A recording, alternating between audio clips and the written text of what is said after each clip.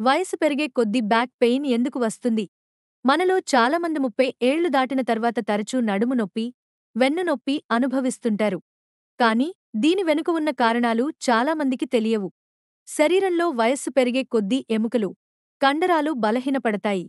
ఎక్కువసేపు, గంటలు గంటలపాటు కూర్చోవడం, వ్యాయామం చేయకపోవడం, తప్పుడు భంగమలో పనిచేయడం ఇవన్నీ నడుము నొప్పికి ప్రధాన కారణాలు.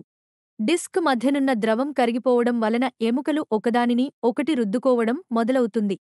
దీన్నే సాధారణంగా డిజనరేటివ్ డిస్క్ డిసీజ్ అంటారు.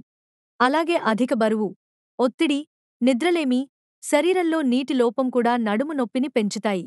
దీనికి పరిష్కారం ప్రతిరోజూ తేలికపాటి వ్యాయామాలు చేయడం, సరైన భంగమలో కూర్చోవడం, శరీర బరువును నియంత్రించడం మరియు అవసరమైతే నిపుణుడి సలహా తీసుకోవడం.